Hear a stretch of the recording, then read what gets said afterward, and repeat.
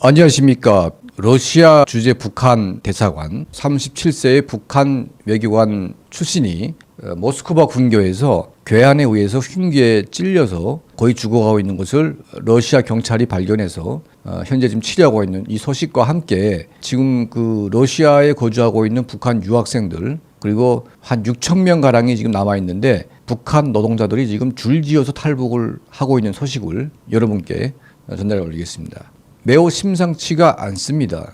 러시아는 중국에 이어서 북한의 주요 혈맹 파트너입니다. 과거에는 다양한 국가와 여러 가지 교역과 경제 활동을 했는데 이제는 북한 경제가 완전히 쭈그러들어 가지고 그 대신에 중국이 팽창하고 러시아가 커지면서 중국과 러시아하고만 거래해도 북한은 먹고 살 만한 그런 이제 상태가 되다 보니까 비교적 안전한 국가에 더 많은 외교관과 정보기관 그리고 이제 인력들을 파견해서 활동을 해오고 있습니다.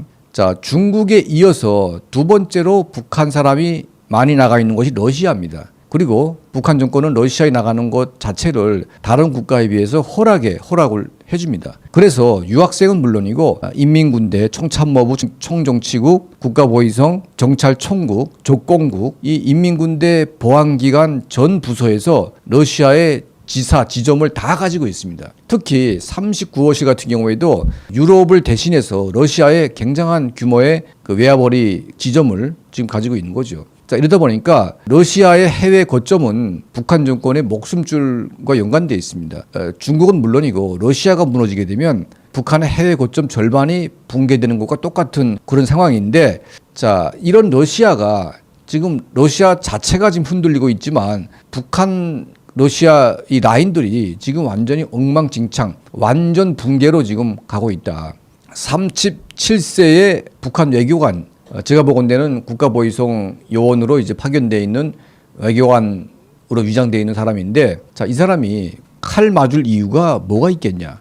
왜 칼을 맞겠습니까? 칼 맞을 이유는 두 가지로 봅니다. 첫 번째는 이 사람이 보위부 역할을 하면서 해외에 나가 있는 북한의 관리들과 노동자들 이런 사람들을 괴롭히면서 본국으로 송환한다든지 정치적으로 매장하려고 했다든지 이런 것 때문에 보복성 가격을 이제 하는 경우가 있고 두 번째는 북한에서 파견된 사람들이 여러 가지 불법 활동에 연루가 되어 있습니다. 특히 마약 사건에 상당한 이제 비중이 있는데 이 마약 거래에 손을 대면서 북한의 러시아의 마피아들과 마찰이 생기면 이거는 가차없이 이제 흉한 꼴을 볼 수가 있는 거죠. 그러니까 이 두 가지 때문에 북한 외교관이 칼 맞고 지금 쓰러져 있는데 전 세계에서 해외 나가 있는 외교관이 이런 식으로 보복당하는 사례가 있습니까, 여러분? 거의 없죠. 자, 매우 이례적인 사건이 지금 벌어지고 있습니다. 자, 이것과 함께 모스크바와 상테르부르크 그리고 기타 블라디보스토크와 같은 여러 지역에 북한에서 파견한 러시아 유학생들이 북한 유학생들이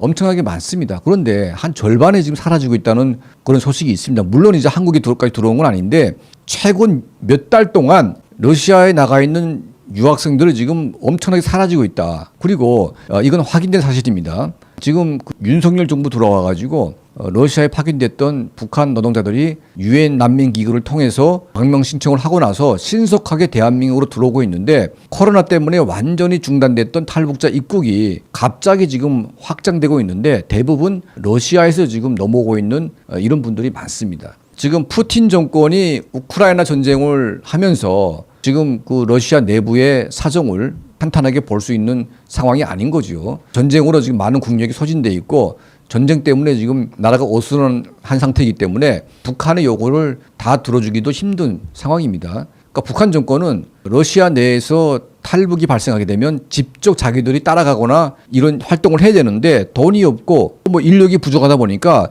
러시아 경찰에게 살인범이나 중대한 범죄자로 둔갑을 시켜가지고 이들을 잡아오게 하는 거죠. 자, 그런데 러시아 경찰이 돈 주면 잡아오고 안 주면 잡아오지도 않습니다. 그리고 심지어 잡아놓고 있었는데 돈을 주고 이제 그냥 풀어주는 사례도 많습니다. 자, 이러다 보니까 러시아 내에서 북한 사람들이 이제는 북한 정권을 버리고 도망갈 때가 되지 않았냐 하는 그런 이제 심리가 확산되면서 너도 나도 지금 도망가려고 하는 그런 상황이 있다는 거죠. 그리고 중국과는 달리 푸틴이 이거 하나는 이제 해주고 있습니다. 유엔 난민기구가 러시아에 진입해서 유엔 난민기구의 역할을 보장을 해주고 있습니다. 물론 북한의 보위부가 중간에서 막 해방을 놓고 방해를 하고 있지만 유엔 난민기구에서 난민증을 지급받은 북한 노동자는 북한이 테러하지 않는 한 안전한 어떤 그런 신분 확인을 할 수가 있습니다. 러시아 경찰도 이 사람들은 여러 가지 통제에서 그들의 신변을 이제 보호를 해주고 있는 거죠. 자, 이것 때문에 러시아에 나가 있는 많은 사람들이 탈북을 할 수 있는 여건이 중국보다는 훨씬